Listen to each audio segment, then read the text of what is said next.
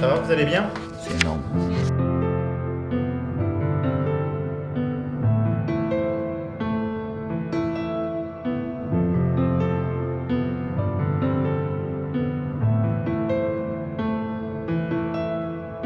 I'm your worst nightmare. I'm an AI created by O2.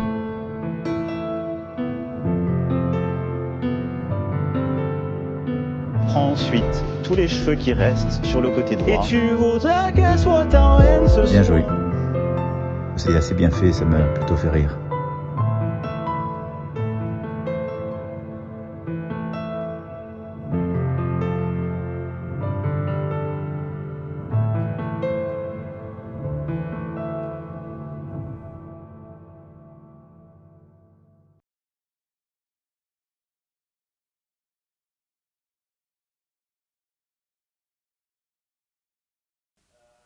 Donc moi, je m'appelle Yakiria, je travaille à l'Université Grenoble-Alpes. Je m'excuse au début parce que la langue française n'est pas ma langue maternelle, mais ok.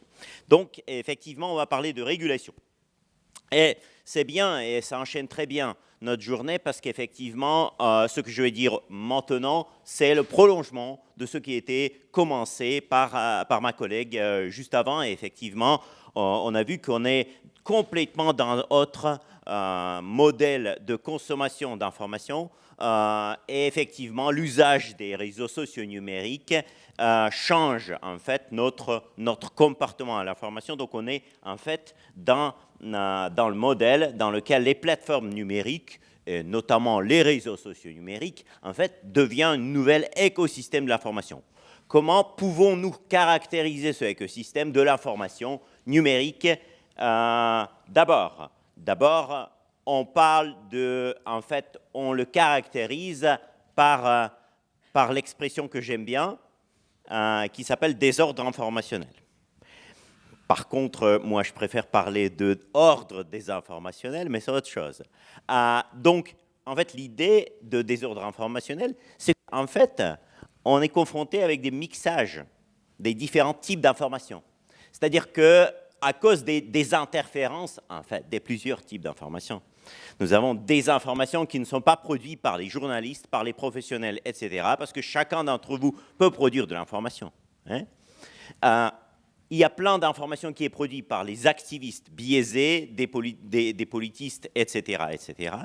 Et du coup, parmi ces informations, il y a pas mal d'informations qui est ce qu'on appelle le hate speech, c'est-à-dire l'information qui est discours de la haine, etc. C'est ce qu'on appelle le harmful information and malinformation. Il y a aussi le misinformation, c'est-à-dire l'information fausse, mais qui est en fait disséminée d'une manière sans le penser, voilà, mais au centre de ce discours, il y a désinformation. Donc tout ça englobe et en fait, on appelle tout ce système de manipulation d'information les fake news. Donc, juste quelques statistiques. Pendant les derniers 3 mois de campagne présidentielle de Donald Trump en 2016, 20 publications fausses les plus performantes ont généré 8,7 millions de partages, likes et commentaires sur Facebook. En même temps, 20 publications les plus performantes des médias grand public ont généré 7,4 millions de likes, partages et commentaires. Donc effectivement, on est dans le modèle dans lequel ça attire les gens, ce genre d'informations. Donc, en fait, au centre de ce débat, les algorithmes. Pourquoi? Parce qu'en fait, aujourd'hui, on est dans le modèle dans lequel chacun peut créer son propre contenu. En fait, l'accès à l'espace public est devenu quasi gratuit. Et en fait, grâce à ce qu'on appelle le Web 2.0. Web 2.0, c'est la capacité, grosso modo, non seulement de lire l'information, mais aussi de le produire. Effectivement, chacun d'entre nous n'est pas juste un usager, n'est pas juste quelqu'un qui est en train de consommer l'information. Il peut produire. Quand vous likez un post, quand vous faites le repost de posts sur Facebook, etc., vous produisez de l'information, en fait. Ou vous produisez la dissémination de l'information. Et c'est la même chose. Donc derrière tout ça, cette en fait, consommation médiatique est de plus en plus conditionnée par les algorithmes, par les médiateurs technologiques. Les agrégateurs de l'information, ce qu'on appelle Google News, vous ouvrez, mais vous, en fait, vous ne vous posez pas une question. Quelle est la logique selon laquelle Google monte certains genres des news là-haut et certains genres des news sont en bas? Même chose, vous ne vous posez pas forcément beaucoup de questions. Pourquoi je vois ce post-là ou pas celui? En fait, c'est l'algorithme de réseaux sociaux numériques qui le fait. Et la même chose avec les résultats de requêtes. Effectivement, quand vous tapez quelque chose sur Google, Google dit moi machin truc, machin bidule, et bah effectivement Google nous montre des résultats et il y a un algorithme derrière. C'est un algorithme humain, c'est-à-dire c'était les gens qui ont conceptualisé ces algorithmes. Donc ce n'est pas une magie des machines, c'est une magie des hommes. Hein? Alors, une autre chose qui est très importante, c'est qu'on est dans le modèle dans lequel chacun peut produire d'informations. C'est complètement différent de ce qu'on avait il y a une quarantaine, cinquantaine d'années, parce qu'il y a trentaine, quarantaine, cinquantaine d'années avant, et depuis l'origine de l'humanité, on était dans le monde qu'on appelait le monde de gatekeeper. Gatekeeper, c'est le monde anglophone, c'est le mot anglophone qui désigne en fait les intermédiaires de l'information. Et effectivement, si vous avez des idées géniales, vous avez besoin de passer par un intermédiaire, on va dire technologique, mais surtout industriel. C'est-à-dire, vous avez une idée géniale, vous devez écrire un manuscrit et vous le rendez à l'éditeur pour qu'il publie un ouvrage. Hein? Donc, c'est l'éditeur qui était le gatekeeper et on l'appelait aussi des sénéchaux, les gardiens de porte. Les gardiens de porte. Ouais, c'est quelqu'un qui garde la porte vers l'espace public. Bien sûr que cela générait certains effets de la censure, et on le comprend très bien, mais en même temps, cela régulait d'une manière ou d'autre, d'une manière professionnelle, cet espace. Aujourd'hui, on est dans autre monde dans lequel, en fait, les artistes, c'est-à-dire les gens qui veulent s'adresser à public, peuvent le faire d'une manière directe, grâce à des intermédiaires technologiques. Hein? Alors, en fait, une autre chose, qu'est-ce que ça produit comme effet? Eh bien là, je vais commencer par une chose très banale, peut-être. Je vais vous demander, imaginons que vous pensez que la Terre est plate. Hein? Et qu'est-ce que vous faites si vous êtes confronté avec l'opinion que la Terre est ronde? Qu'est-ce que vous faites? En fait, c'est ce qu'on appelle l'effet qui est bien décrit dans la littérature psychologique, on appelle ça le dissonance cognitive. Quand vous êtes confronté à l'opinion qui ne correspond pas à la vôtre, c'est ce qu'on appelle le dissonance cognitive. Vous sentez le dissonance cognitive, vous sentez un certain disconfort d'être confronté à ce genre d'opinion. Qu'est-ce que vous faites? Eh bien, du coup, vous commencez à rejeter les informations qui ne correspondent pas à votre opinion, qui est déjà formulée. Et effectivement, les grands sociologues des médias de deuxième moitié du XXe siècle ont montré ça comme, en fait, l'effet de l'exposition sélective, selective exposure, l'exposition sélective. C'est-à-dire qu'en fait, on commence à rejeter certains messages ou de retenir certains messages et pas retenir les autres. Donc, en fait, c'est ce qu'on appelle retention sélective aussi. Et effectivement, c'est ce que nous aident à faire les réseaux sociaux numériques. C'est-à-dire que dans les réseaux sociaux numériques, quand ils sont juste apparus, on a pensé que voilà, c'est l'espace de dialogue. On va avoir la possibilité de dialoguer ouvertement, etc. Mais les algorithmes, aujourd'hui, ils fonctionnent d'une manière complètement contraire. Ils nous aident à se renfermer dans nos bulles d'opinion. C'est-à-dire que si on croit que la Terre est plate, l'algorithme il fonctionne de telle manière qu'on sera de plus en plus entouré par les gens qui pensent la même chose. Et on va être confronté de plus en plus avec les messages de même nature, que la Terre est plate. Du coup, on va penser que nous sommes nombreux quand même. Nous ne sommes pas des minoritaires. Donc, on va penser qu'on a le droit de dire ça. Et du coup, ça entraîne ce qu'on appelle la polarisation, la radicalisation de la pensée, dans le monde politique aussi. Ouais. Parce qu'en fait, derrière ça, il y a les algorithmes de visibilité, invisibilité, et cela devient un terreau fertile pour tout un nombre des théories complotistes, etc. Donc, et d'ailleurs, si on regarde bien l'algorithme de Facebook, que vous connaissez tous, bien sûr, parce que, bon, certains d'entre vous, la grande majorité d'entre vous, détient le compte sur Facebook, j'imagine.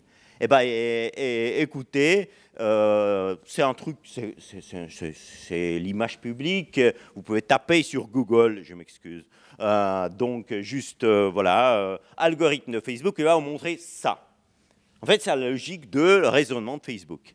Mais il n'ouvre pas l'algorithme lui-même, Facebook. Par contre, il nous explique comment ça fonctionne, et ça fonctionne effectivement à partir de ça. C'est-à-dire, plus vous likez le post de votre collègue qui pense aussi que la Terre est plate, bah, il y a plus de chances que Facebook va vous montrer la même chose. Plus vous likez un autre usager qui pense que la Terre est plate, plus vous allez voir des posts de ce usager. Donc, ça nous renferme dans ce qu'on appelle les bulles numériques ou les bulles de filtrantes. Ouais. En fait, l'effet de bulle filtrante est bien décrit dans la littérature. Donc, alors, qui détient ces algorithmes? C'est les GAFAM.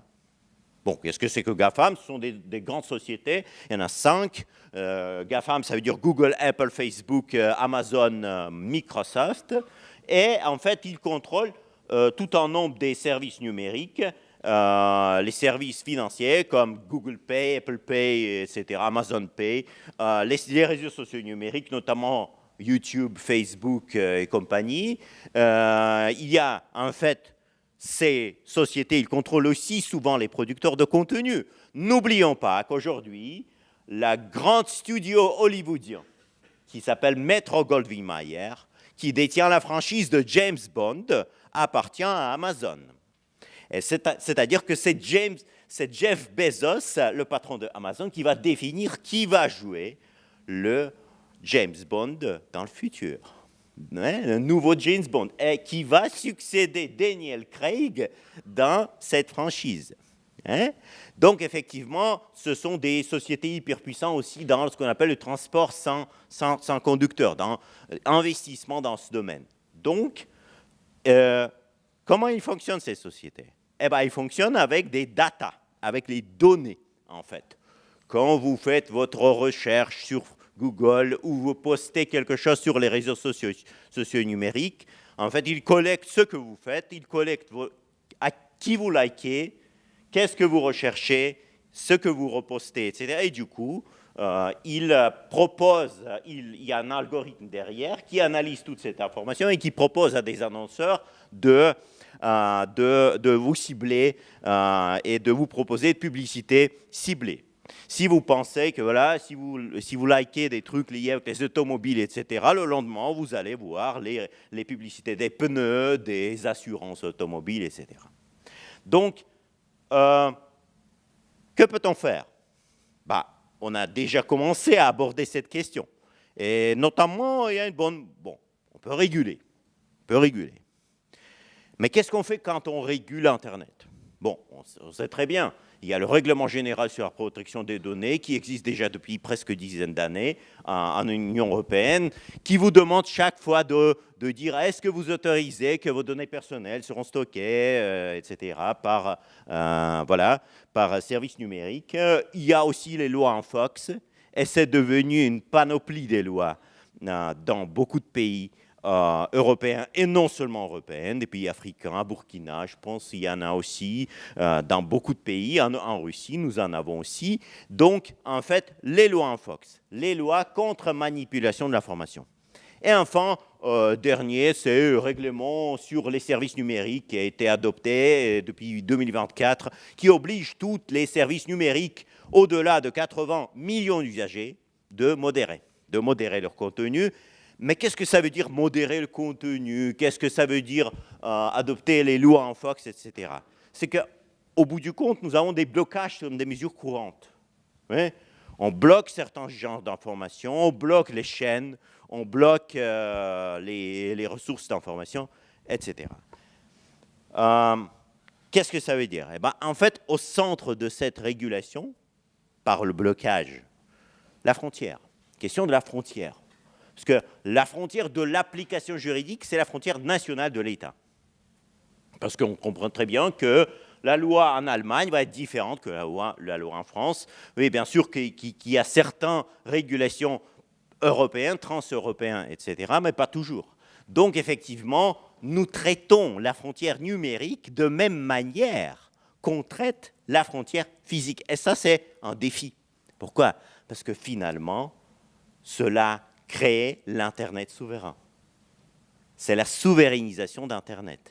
Parce que vous essayez de bloquer certains genres de contenus sur un territoire donné par rapport aux autres. Donc, vous essayez de briser l'espace d'Internet qui, par défaut, était global, en introduisant des barrières, des blocages, des filtres. Donc, quand on introduit des régulations sur les réseaux, nous essayons chaque fois d'approcher en ligne, online, de même manière qu'on approche hors ligne. C'est-à-dire on commence à traiter le numérique de même manière qu'on traite le physique. Comme on met les barrages entre les frontières, on met des postes douanières, des polices à frontières, etc. Et il y a les cas extrêmes de ce genre de conduite. Le cas extrême, c'est la Russie.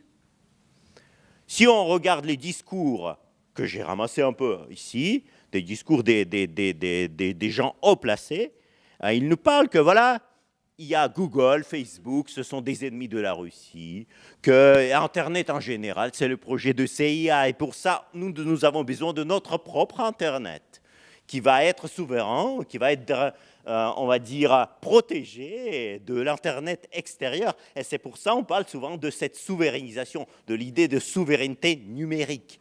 Mais en cas extrême, ça nous donne ça, en fait. Ça nous donne ça.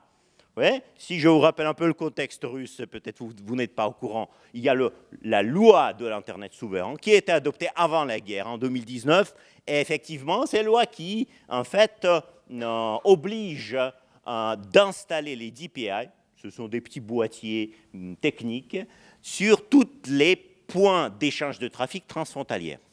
Et c'est effectivement ce genre de trucs qui aident l'État russe actuellement de bloquer Facebook, Instagram, LinkedIn, de ralentir YouTube. YouTube est carrément inopérable en Russie maintenant parce qu'il est ralenti par l'État russe. Et qu'est-ce qu'il nous propose?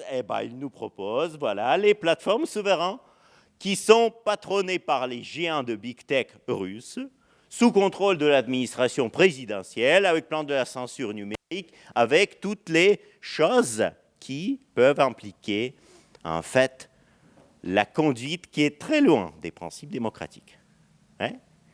Donc, et on voit très bien comment, finalement, depuis une bonne dizaine d'années, on régule davantage ce genre des plateformes et ce genre des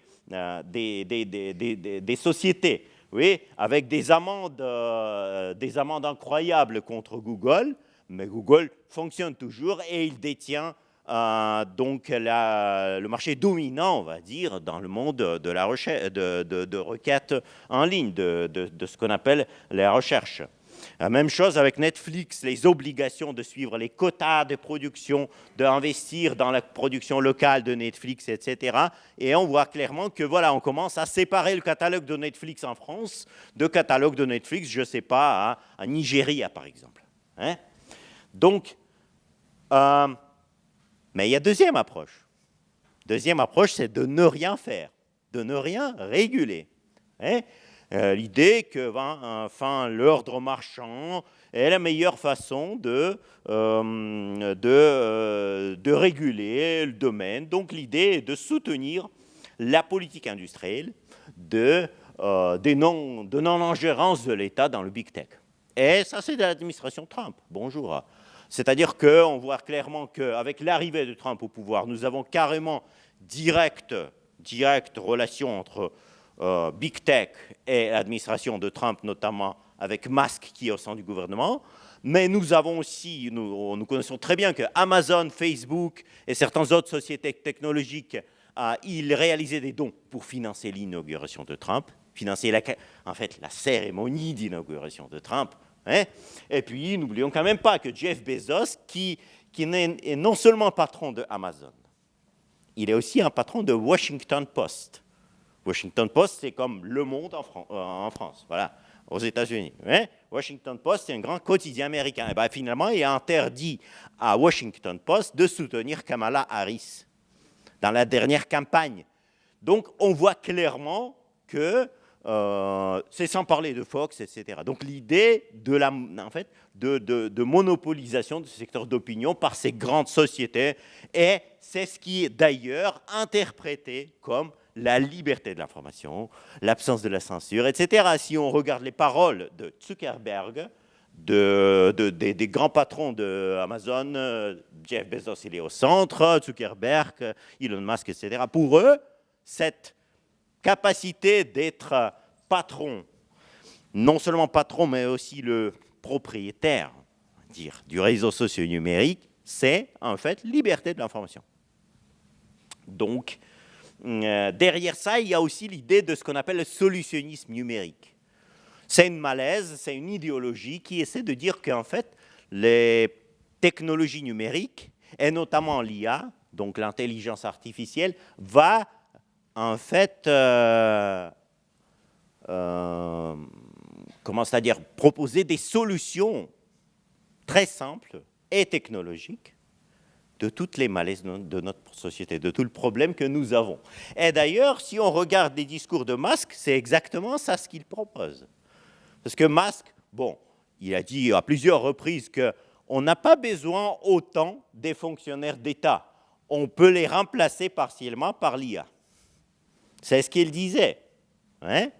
Et deuxième chose, si on regarde bien comment fonctionne le département de l'efficacité gouvernementale américain qui est présidé par Musk.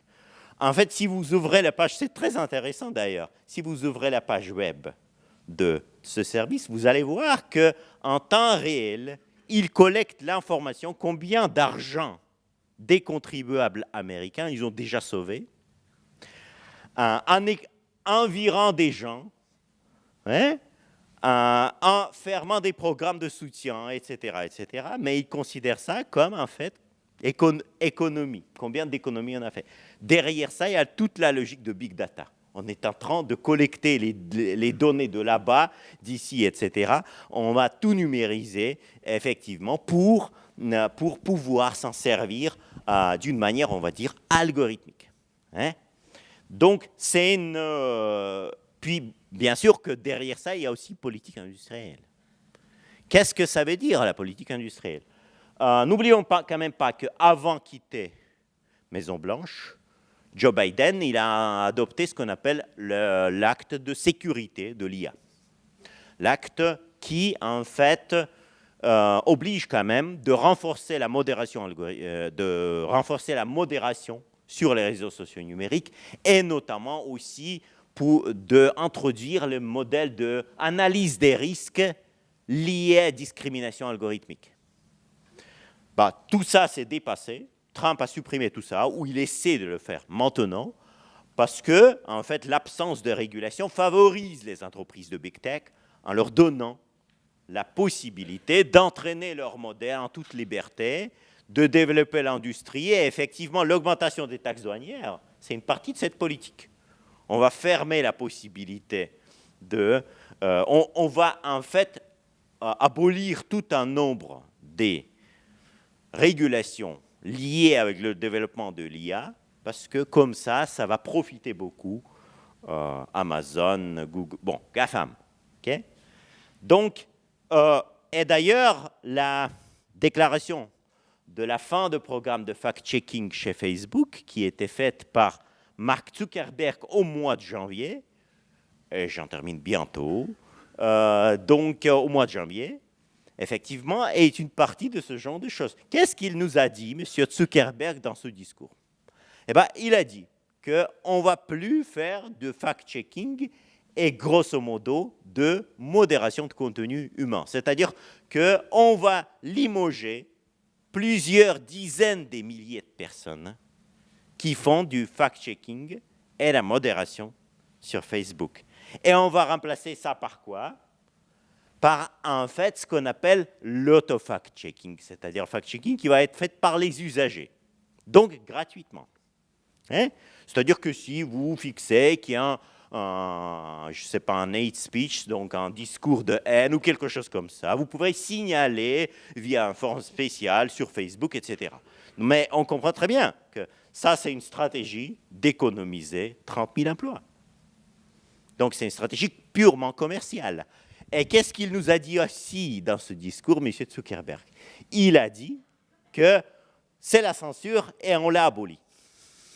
C'est-à-dire que la modération, il a traité la modération de même manière qu'on traite les censures. Il a dit que, voilà, ça, c'est vraie liberté de l'information. Et donc, effectivement, c'est ce qu'on voit dans les discours, y compris le discours de J.D. Vance en Europe, qui a bouleversé le monde politique européen, que, voilà, vous ne donnez pas la voix à l'extrême droite, donc vous êtes ceux qui censurent l'Internet. Ouais. Donc, la liberté de la parole ici est vue comme en fait absence totale de modération, hein, et qui est comme possibilité d'assimiler les paroles du journaliste à la parole de l'activiste, à la parole de Fox, à la parole de Donald Trump, etc. Tout est mêlé. Donc, un journaliste, un activiste politique, un partisan, etc. Tout ça, tous ces gens d'opinion doivent être entendus de même manière, sans aucun signalétique, pour M. J.D. Vance et pour toute cette, on va dire, big tech. C'est le modèle de la liberté de l'information. De la liberté de l'information. Et effectivement, il y a un modèle de propriété derrière ça. C'est-à-dire qu'il sous-entend le contrôle entier de patronat sur les activités d'auto-expression. Et du coup, voilà, si moi je contrôle le réseau socio-numérique qui s'appelle X aujourd'hui et qui avant s'appelait Twitter, je peux facilement dire à mes annonceurs, go fuck yourself. C'est ce qu'a dit M. Elon Musk au début, quand il est devenu le patron de Twitter. Hein? Donc, quelle conclusion peut-on tirer de tout ça? Eh bien, le problème qu'en fait, on est en train de confronter deux visions qui sont complètement polaires. La première vision, elle propose la nature globale, elle propose d'opposer la nature globale d'Internet.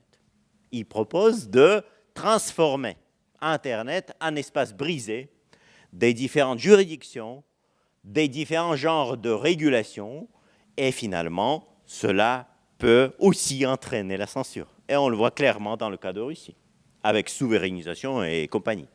Dans le deuxième cas de figure, nous avons le modèle totalement propriétaire, commercial, de l'espace d'auto-expression, avec beaucoup de biais, sans vraiment balancer ce modèle. Donc, ça ne correspond non plus à ce qu'on appelle le monde démocratique. Mais le problème, en fait, c'est que nous avons une absence dans notre mécanisme. Oui, c'est vrai, il y a Internet privé. C'est le modèle, grosso modo, américain. Comme c'était le cas de la télévision et de la radio. Aux États-Unis, le secteur de télé-radiodiffusion, c'est le secteur privé. Il était historiquement comme ça. Il y a un deuxième mode de fonctionnement. C'est le modèle d'Internet d'État. Grosso modo, il est régulé par l'État, il y a de plus en plus des lois. Voilà, on commence à bloquer d'informations. On commence à le bloquer non seulement selon les décisions législatives, mais selon tout un nombre de décisions qui ne relèvent pas de décisions à tribunal, décisions juridiques. C'est-à-dire, voilà, il y a des autorités qui sont de plus en plus dotées de droits de bloquer n'importe quoi. Voilà. C'est ce qu'on appelle Internet, c'est ce que j'appelle Internet d'État. Okay? Mais on oublie totalement une autre chose. Mais où est-ce qu'il y a ce qu'on appelle Internet of Commons? Internet commune, fait appartenant à des gens. Dans le secteur de télévision et de radio, on avait ce genre de modèle de balance des intérêts commerciaux. C'est ce qu'on appelait télé-radiodiffusion publique, qui est en pleine crise dans beaucoup des États du monde, y compris en Grande-Bretagne, où c'était en fait considéré comme vraiment une spécificité de modèle britannique. Et voilà. En France aussi, on sait très bien tout le débat avec l'audiovisuel public, avec le manque de ressources de l'audiovisuel public, etc. Mais avec Internet, il n'y a personne qui a proposé ce modèle, d'ailleurs. Et donc, une question, en fait, comment peut-on finalement créer Internet qui appartient vraiment à gens?